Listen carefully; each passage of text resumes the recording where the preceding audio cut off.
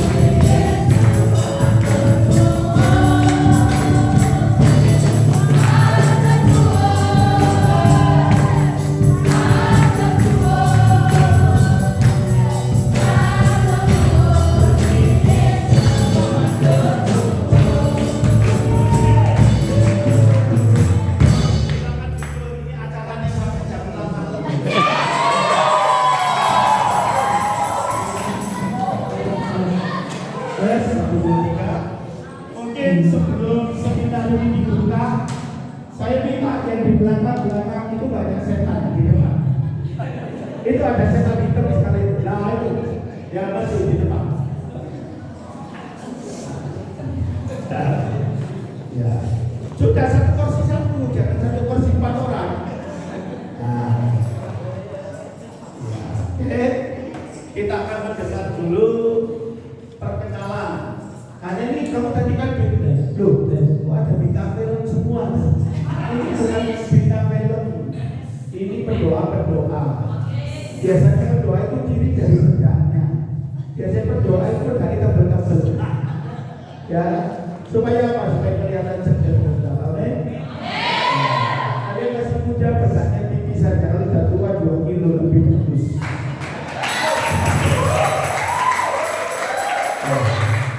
Namun ya, ini mama-mama, oma ini usianya pasti lebih tua dari kamu.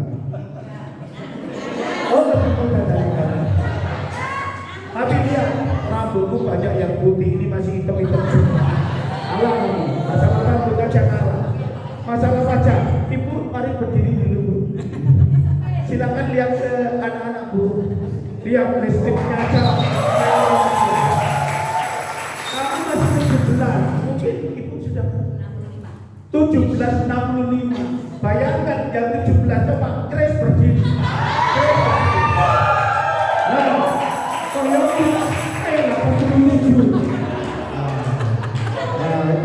Coba saya minta lagi yang kesan-kesan agak tua. Coba saya minta itu sampai itu namanya muda berdiri.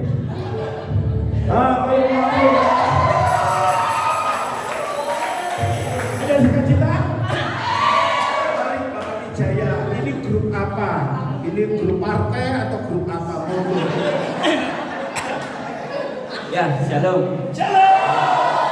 Pertama saya terima kasih buat gembala di tempat ini, ya termasuk juga guru di tempat ini. Yang saya lihat semakin hari semakin dipakai, semakin luar biasa.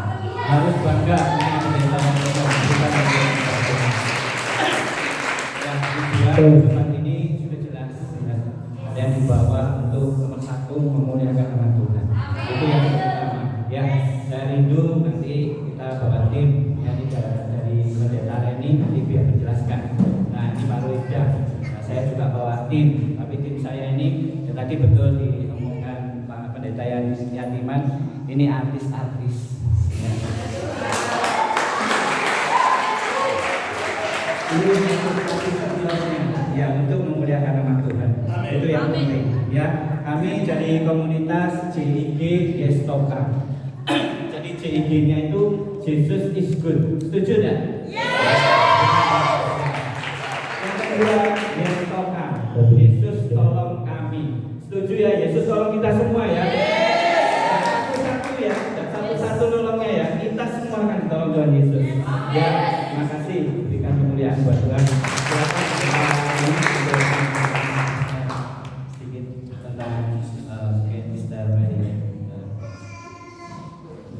Shalom. Luar biasa semangatnya. Bagaimana kabarnya? Firman Tuhan katakan bahwa kejadian kita dahsyat dan ajaib. Amin. Bagaimana kabarnya? Dahsyat dan ajaib. Amin.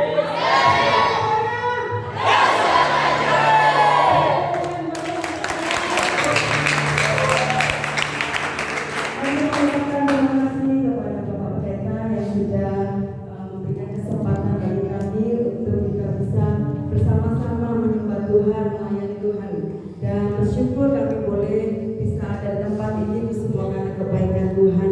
Dan saya juga berterima kasih kepada Bapak Pendeta Wijaya yang sudah mengkoneksikan kita untuk bisa bersama-sama di tempat ini. Dan puji nama Tuhan.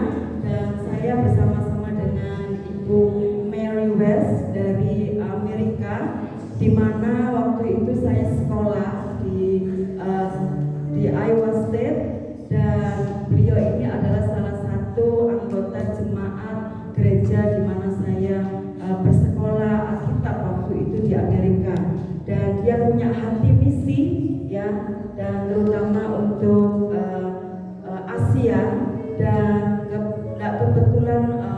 suami beliau adalah orang Turki yang dari Muslim, dan dia punya hati, dan dia melihat bagaimana Tuhan membawa dia untuk ditunjukkan bahwa Indonesia ada di hati dia.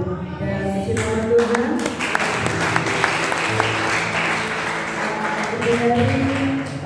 punya hati untuk Indonesia, dan saya percaya ini bukan yang pertama kali, dan Tuhan akan kirim banyak misionaris-misionaris dari beberapa negara. Dan saya juga punya beberapa teman dari Australia dan Singapura yang punya hati untuk Indonesia, dan mungkin nanti bisa saya ajak ke sini untuk bisa menjadi berkat bagi kita semua.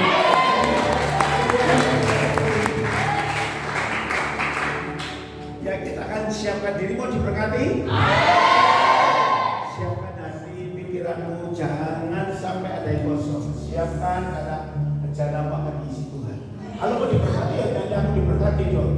Oh, nanti aku diberkati.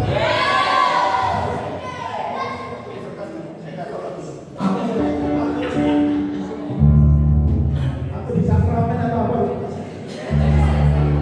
Ayo kita berdoa. Kasih senyummu Tuhan. Ada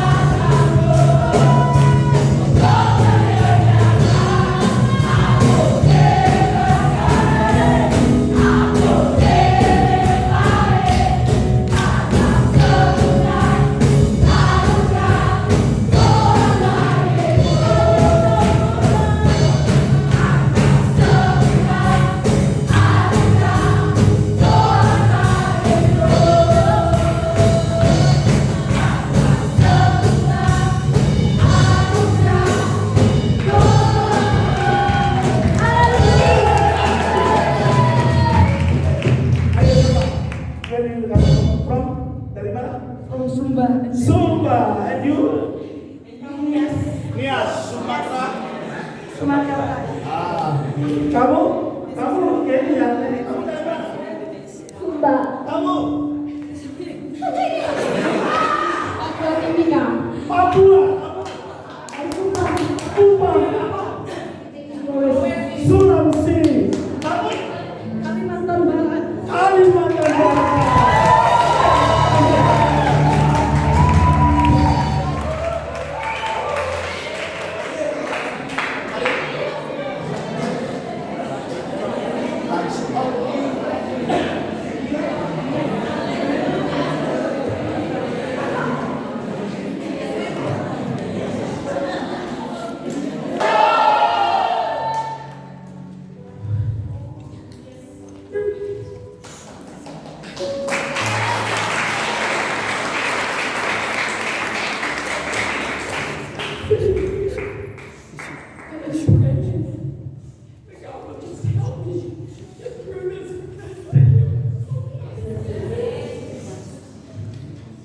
Saya sangat diberkati dan bisa berada di tempat ini, dan saya lagi terus berperangan dengan tubuh jasmani saya.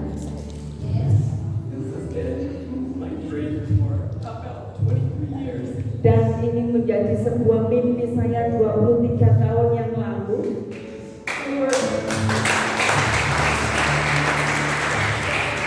Dan mimpi itu menjadi kenyataan. Dan Tuhan memberikan itu kepada hati saya beberapa waktu yang lama. Dan ketika saya menikah dengan seseorang yang beragama Muslim, dan saya harus menyimpan semua impian saya. Dan saya ada di dalam rasa takut. Dan ketika saya ditemukan oleh suami saya dan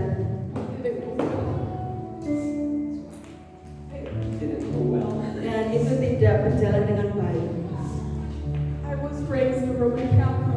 Dan saya dibesarkan dari agama Katolik.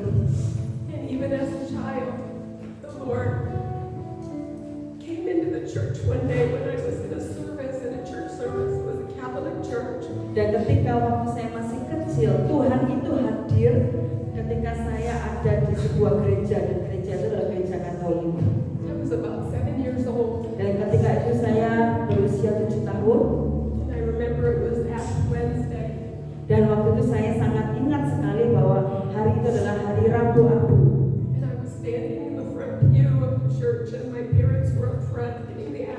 Dan ketika saya berdiri di depan, dan waktu itu orang tua saya ada di belakang dengan abu, memakan abu. Dan saya merasakan bahwa atmosfer di tempat itu berubah.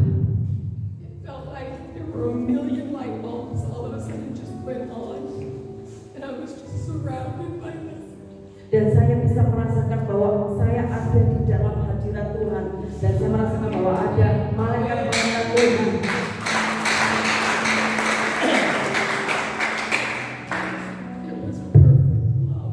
Dan saya merasakan bahwa itu adalah kasih yang sempurna.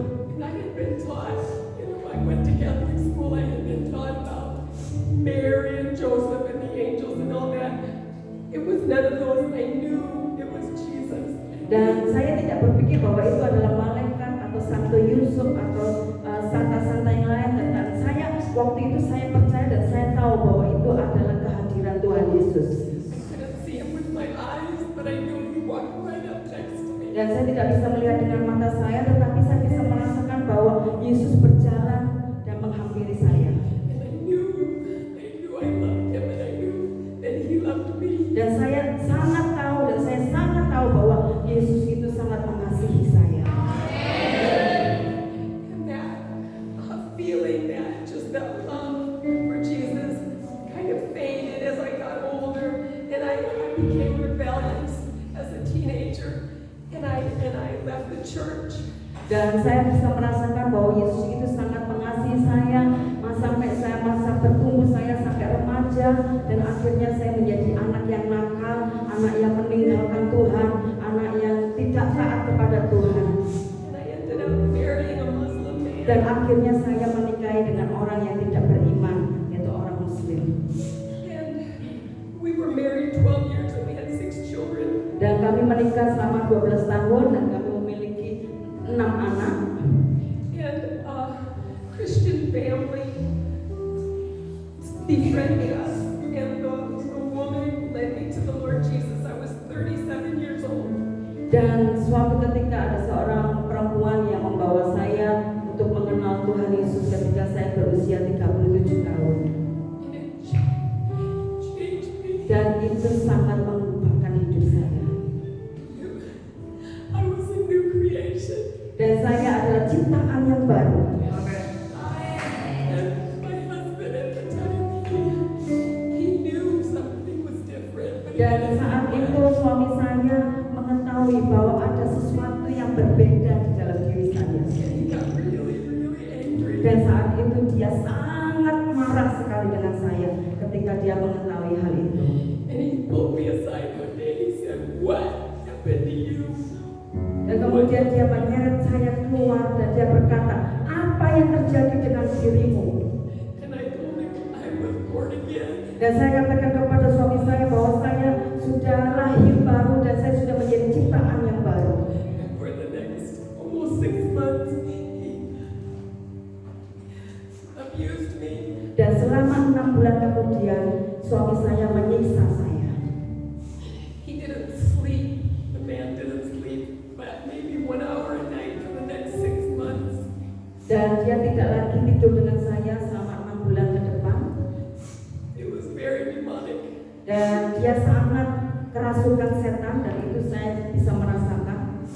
And the Lord protected me. There were moments where I was being choked. Dan saya sangat bersyukur bahwa Tuhan tetap melindungi saya. Dan suatu ketika saya terbatuk And I knew my life was in danger, but dan saya tahu bahwa hidup saya ada di dalam suatu bahaya. I was such a baby Christian, I didn't Dan understand waktu itu saya masih bayi Kristen dan saya nggak mengerti. that it was okay to protect myself. Dan saya merasakan bahwa nggak apa-apa, saya bisa melindungi diri saya. So I stayed and took the abuse thinking that it would be my fault if I left him and he never got saved. Dan mungkin waktu itu saya berpikir lebih baik aku nih nggak jadi orang Kristen lahir baru yang nggak diselamatkan. Saya sempat berpikir seperti itu. And after the second time he tried to kill me, I took my children and I went to my mother's. Dan suatu ketika saya membawa anak-anak saya pulang ke rumah orang tua saya. And while I was gone, Dan ketika saya pergi, I went back to the little church that I had first dan met. saya kembali kepada sebuah gereja kecil di mana saya diselamatkan. And the pastor was talking about forgiveness. Dan gembalanya berbicara kepada saya tentang pengampunan. And I knew I needed to forgive. Dan saya tahu bahwa saya harus mengampuni suami saya. And I did. I was able to forgive him. Dan saat itu saya dimampukan untuk mengampuni suami saya. The day before that, he had threatened my life. He told me I didn't deserve to live. And I had recorded that because I thought he was going to kill me. And I didn't want my children left with him. Dan saat itu saya merekam dengan apa yang terjadi antara suami saya dan saya, sehingga saya apabila itu terjadi saya bisa melaporkannya, suami saya dengan anak-anak saya. I took the tape to my friend right before the service, and I said, "Hold on to this." Dan saya bawa rekaman itu kepada teman saya sebelum saya pergi ke gereja. Saya katakan kepada teman saya, tolong simpan ini rekaman. And I said, "If anything happens to me, listen to this tape." Dan apabila ada sesuatu terjadi dalam hidup saya, kamu dengerin rekaman ini. So during that service, when the pastor talked about forgiveness, Dan di dalam ibadah itu ketika hamba Tuhan itu berkata tentang pengampunan, I realized I needed to forgive my husband. dan saya sadar bahwa saya harus mengampuni suami saya. And I did, and I asked God's forgiveness. Dan saya bersyukur dan saya bisa mengampuni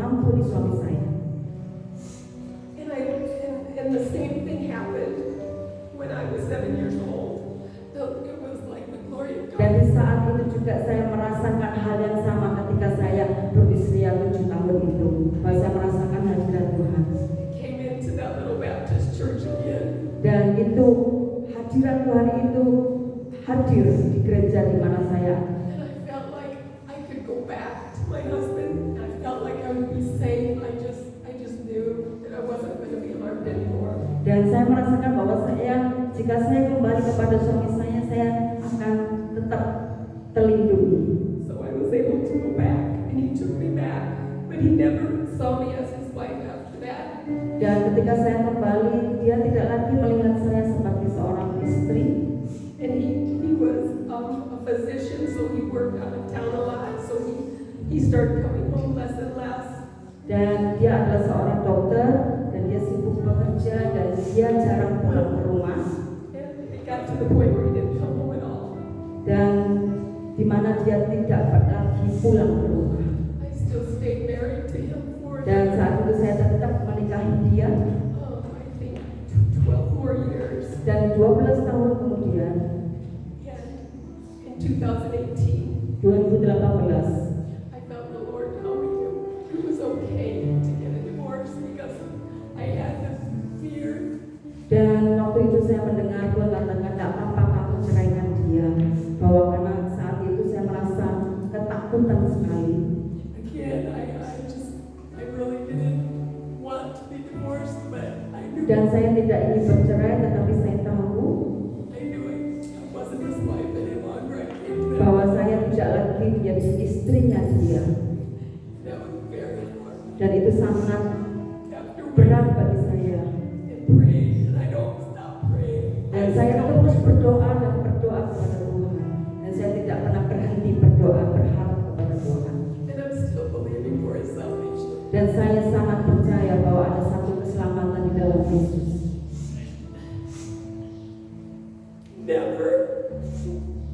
Never give up on people. Jangan pernah putus asa Yes. terhadap orang lain. Terus doakan mereka. Recently, my son-in-law is able to talk to him. My children, most of them don't talk to him. Dan terakhir kalinya anak menantu laki-laki saya mulai berbicara kepada suami saya. Especially my 4 daughters because they became Christians. Dan terutama anak perempuan saya yang pertama yang sama-sama mengasihi Tuhan, melayani Tuhan. And he was so very mean to them when they became Christians. Dan suami saya sangat marah ketika anak-anak saya menjadi seorang Kristen.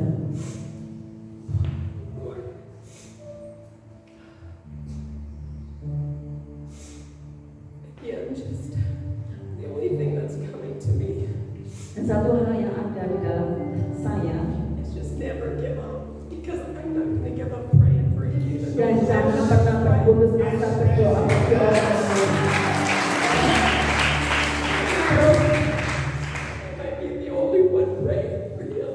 Dan hanya satu doa, yaitu untuk mendoakan dia.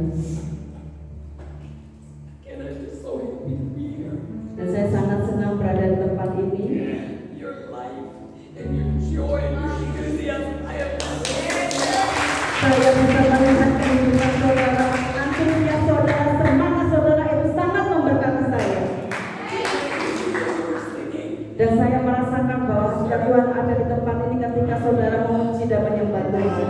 I got overwhelmed because many years ago, back when I had to hide everything, I was listening to music on the computer. Dan ketika saya mengingatkan kepada saya beberapa tahun yang lalu ketika saya merasa dalam ketakutan, saya cuma bisa mendengar musik, lagu-lagu pujian dan penyembahan. It was worship music, and it was, I don't remember what country it was.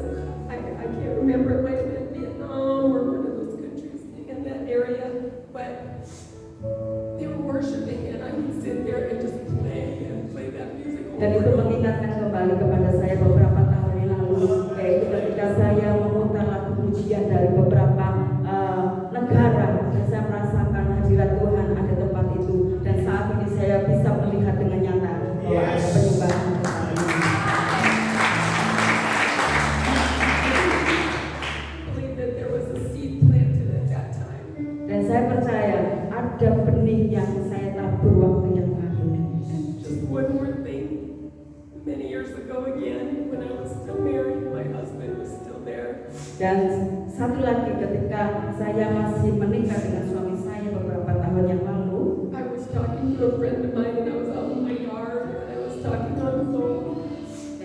saya berbicara dengan teman saya, and I was telling her how badly I wanted to go on an international mission. I dan needed saat to itu go. saya berkata kepada teman saya ingin pergi misi ke luar. And my friend, Dan teman saya berkata, she was trying to help me.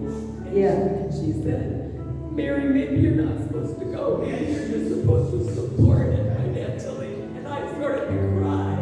dan saat itu teman saya kata, mungkin kamu tidak bisa pergi keluar, mungkin kamu bisa cuma bantu orang-orang misi yang pergi keluar secara keuangan.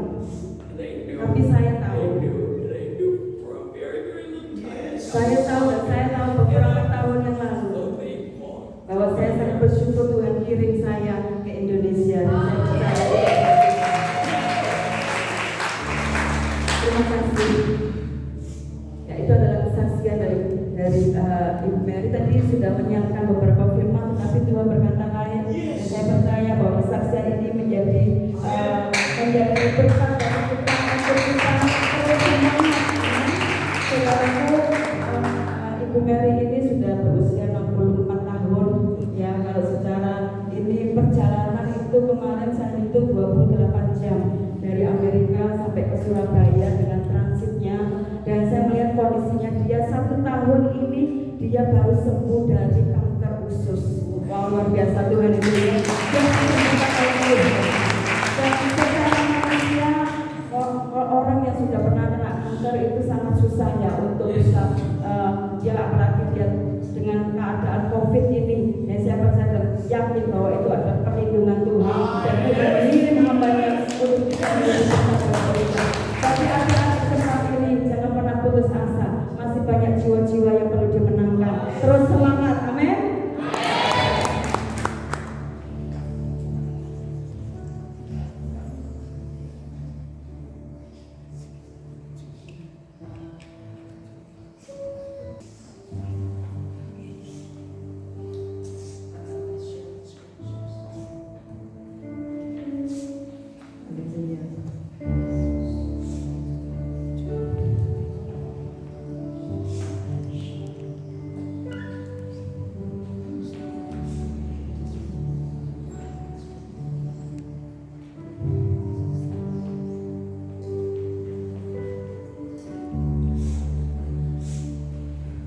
Luke 10:27. Kita buka di Lukas 10 ayat yang ke-27.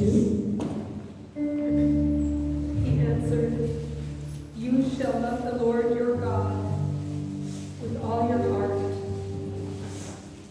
with all your soul, with all your strength, with all your mind, and your neighbor as yourself. Lukas 10 ayat yang ke-27 dikatakan, jawab orang itu, kasihilah Tuhan Allahmu dengan segenap hatimu dan dengan segenap jiwamu dan segenap kekuatanmu dan segenap akal budimu, dan kasihilah sesama manusia seperti dirimu sendiri. Amin.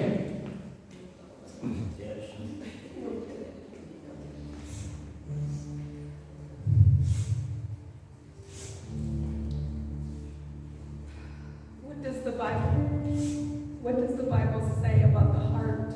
Apa yang dikatakan oleh Alkitab tentang hati? In Matthew 5 verse 8 it says, Blessed are the clean of heart. Di Matius 5 ayat yang 8 dikatakan, berbahagialah orang yang suci hatinya, for they will see God. karena mereka akan melihat Allah. In Matthew 6:21 it says, Di Matius 6 ayat yang ke-21 berkata, For where your treasure is, karena di mana hartamu berada, there also will your heart di be. situ juga hatimu berada. A heart in Scripture Hati di dalam Alkitab is the seat of moral personality. menunjukkan kepribadian kita. Matthew 15:19 says, Matius 15 ayat yang ke-19 berkata, Out of the heart, karena dari hati from evil thoughts, timbul segala pikiran jahat, murder, pembunuhan, adultery, perzinahan, sexual immorality, pencabulan, theft, pencurian, false testimony, sumpah palsu, and slander. dan dosa. When you speak from your heart. It is really how you feel about something. Ketika saudara berbicara dari hati saudara, itu adalah apa yang saudara rasakan. It's the real you. Dan itu adalah saudara secara alami, yaitu keaslian saudara. Siapa diri saudara ketika saudara berbicara dari hati.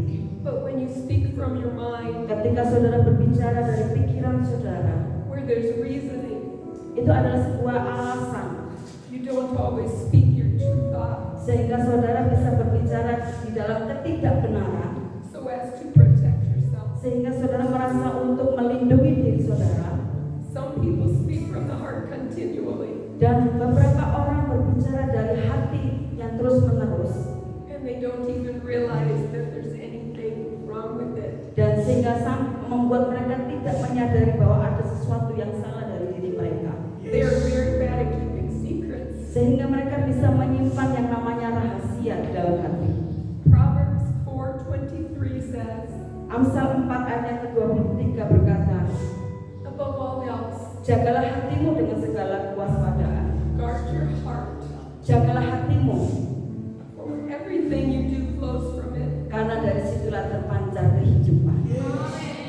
The heart is where emotions are seated. Hati kita ini menunjukkan bagaimana perasaan kita sebenarnya.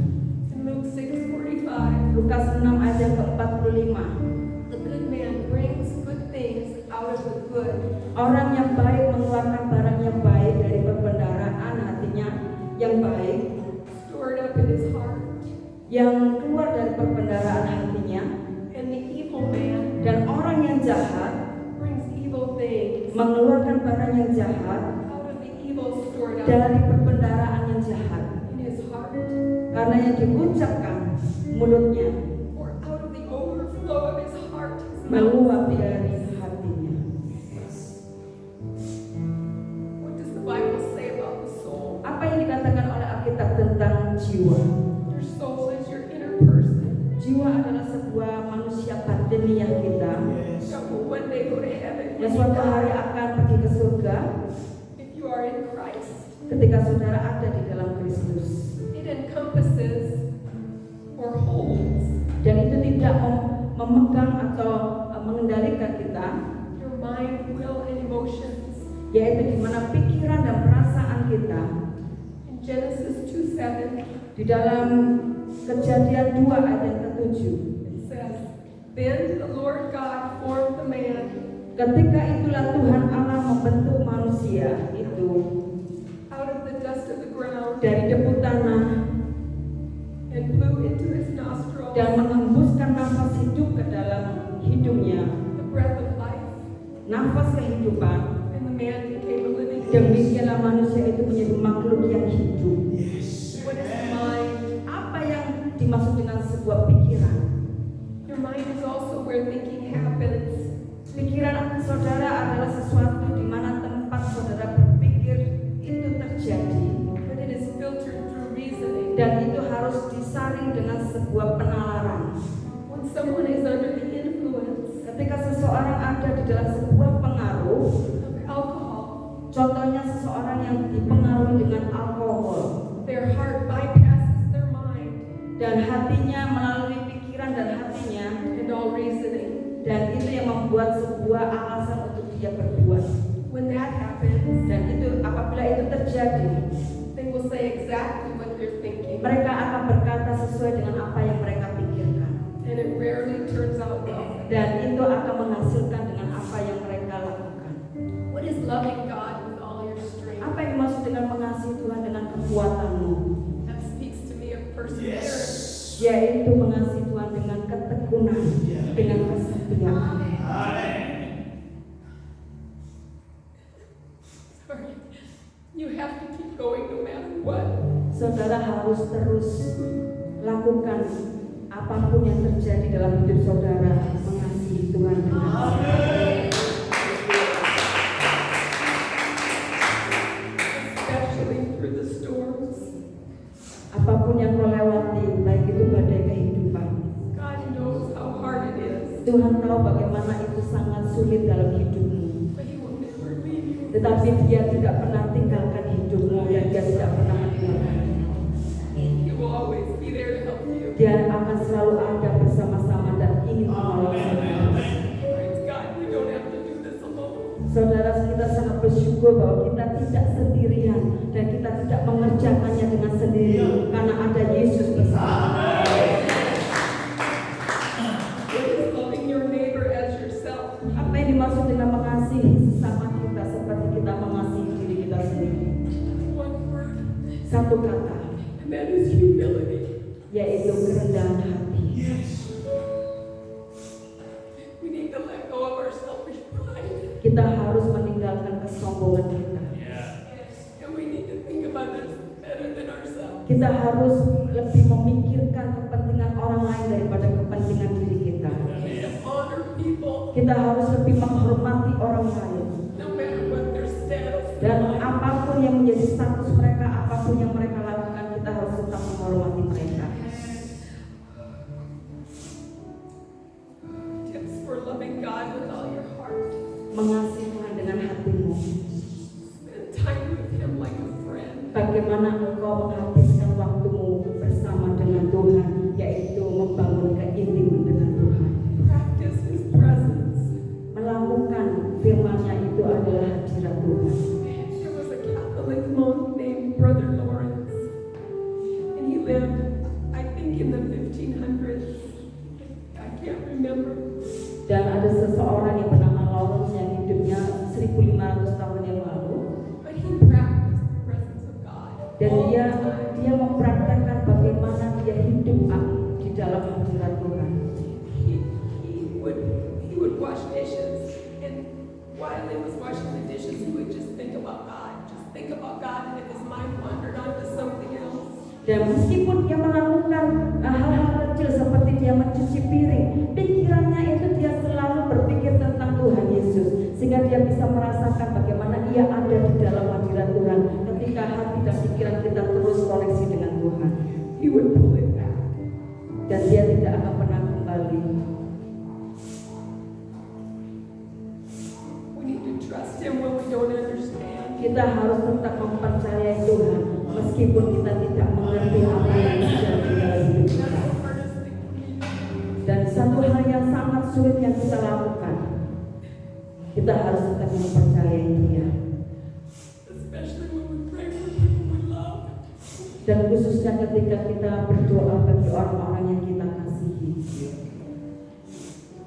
And we need to learn to be obedient immediately. Dan kita harus belajar untuk segera taat kepada apa yang Tuhan mau dalam hidup kita.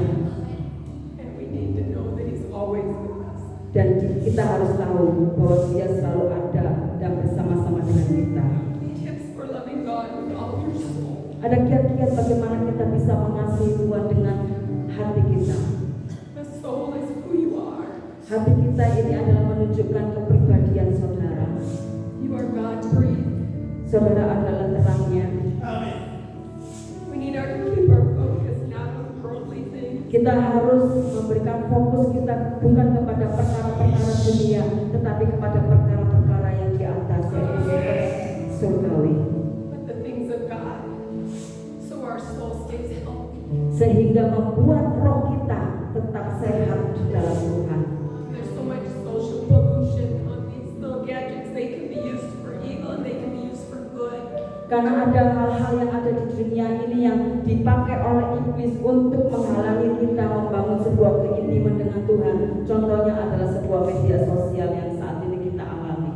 Because when we're obsessed with this, Ketika we want to look at social media. ketika kita terhubung dengan namanya sosial media, We have entered in all that is in the world when we're not. dan ini adalah sebuah perkara-perkara dunia yang menyeret kita untuk kita jauh dari Tuhan, Not focusing on God. sehingga kita tidak bisa fokus kepada perkara-perkara surgawi. Maka itu kita harus lebih hati-hati. Tips for working on renewing my mind. Bagaimana kita memperbaharui pikiran kita, Be in the Word of God as much as yaitu possible. selalu ada di dalam firman Tuhan. Renungkan firman Tuhan, Memorize it. ingat firman Tuhan, hafal firman Tuhan, So you can be ready and prepared at any moment with that scripture. sehingga saudara bisa mempersiapkan hati saudara, hidup saudara ketika saudara menghadapi sesuatu yang terjadi dalam hidup saudara, ketika saudara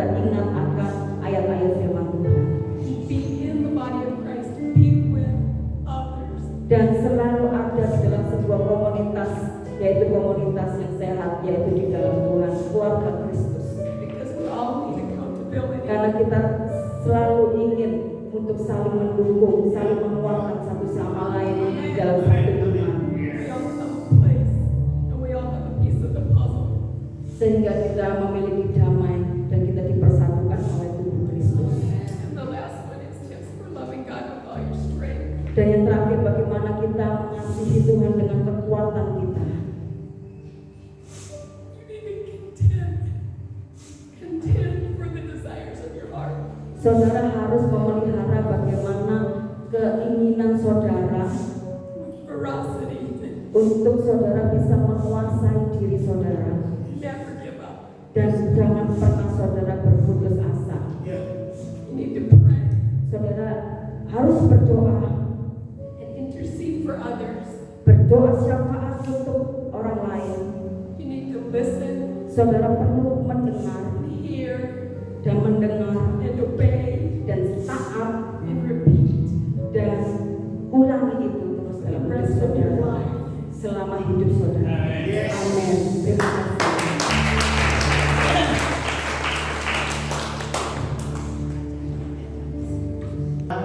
Dan ayat yang sama mengasihi sesamanya. Masih ingat sama itu kan? Tinggi-tinggi baru dikhotbahkan, baru dikhotbahkan.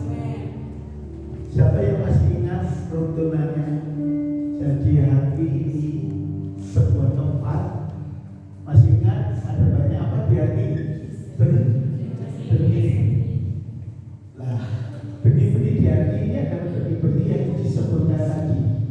Tapi Tuhan kasih tambahan satu benih apa? Iman. Lah benih dari Tuhan aja yang harus dihidupkan. Kalau benih dari Tuhan dihidupkan itu, tapi benih yang lain nggak kuat. Keluar dari bejana itu, benih iman itu yang menguasai bejana. Nah, imannya harus ditumbuhkan melalui apa? Pendengaran akan apa? Sehingga antara benihnya Tuhan sama bejana itu identik seru. Sehingga waktu keluar di pikiran memerintah apa? Pikiran memerintah apa? Tubuh. Jadi kalau hatinya memerintah pikiran, pikirannya bagus, tubuhnya diperintah untuk melakukan yang bagus. Saya percaya Tuhan mengasihi kamu semua. Kalau firman diulang berarti Tuhan mau. Saudara mampu. Anak muda. Ya, jadi nilai-nilai orang muda yang kadang harus diarahkan terus. Puji Tuhan di sini tidak boleh pakai HP.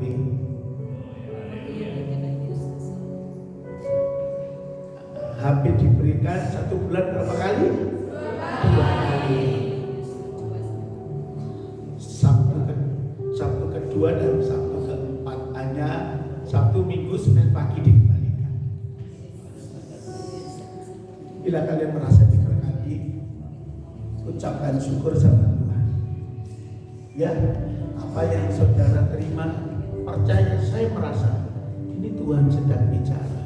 Karena situasi kalian ya ini, kalian sedang mengalami situasi yang harus dinasihati oleh firman lagi. Kalian mau berubah? Kalian mau berubah? Jangan katakan firman itu sulit, karena kamu itu buatan firman. Yang membuat sulit itu apa saudara? Bila bejanamu, benih yang lain lebih kuat daripada iman itu sendiri. Makanya butuh mengalami keapaan? Keseru. Dan pikirannya harus sama dengan pikiran Kristus. Berkat yang luar biasa jangan dilupakan. Tuhan sedang sayang kalian semua. Mari kita siapkan hati. Berterima kasih atas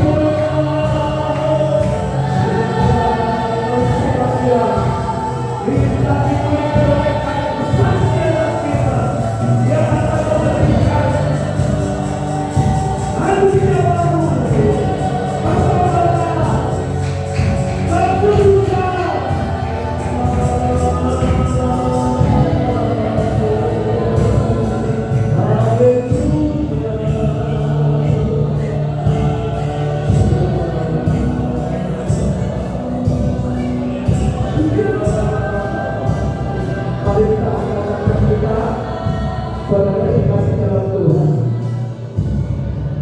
Makanya begitu bergairah kita menuju tahun. Ternyata memang ini surah kedua yang disampaikan. Mari kita akan mendoakan untuk abad dari Amerika dan tim yang sudah bersama, juga tim dari Pak Wijaya dari Jim. Kiranya Tuhan akan membawa mereka ke hikmat-hikmat yang baru, dan Tuhan akan kasihkan visi yang berbeda. Mari kita akan berdoa bersama menopang supaya Tuhan boleh memberikan pemulihan kesembuhan dari segala tubuh yang lemah. Tuhan akan menuju visi Tuhan keamanan aku di pulau-pulau, di negara-negara. Kalau memang itu perintah Tuhan, pergi jadikan semua bangsa politik. Mari kita berdoa, katakan Tuhan bantu-bantu.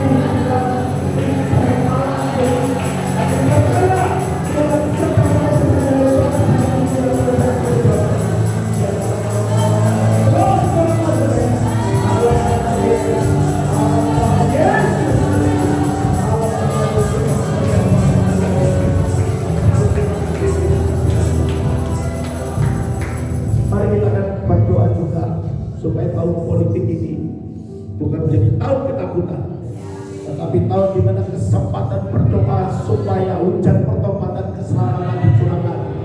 Kita percaya Tuhan berdiri atas Indonesia. Doa-doa anak-anak Tuhan di Indonesia akan memulihkan politik Indonesia. Mari kita berdoa untuk bangsa, negara, presiden. Kita juga berdoa untuk pekerjaan Tuhan di Indonesia. Kita juga berdoa untuk pasukan-pasukan Tuhan yang sedang memberitakan Injil. Mari semua bersuara di hadapan Tuhan.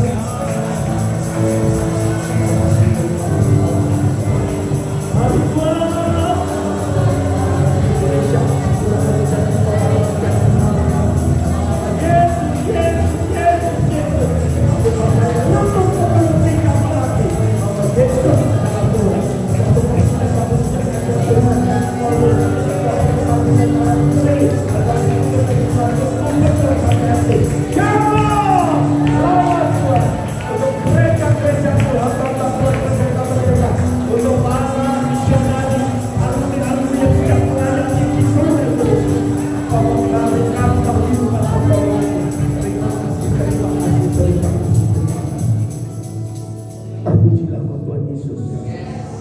Memberkati kami selanjutnya.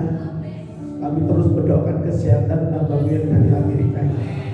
Biarlah seluruh air matanya ditampung di kita dan air mata itu akan menjadi gairah yang baru dalam hidupnya.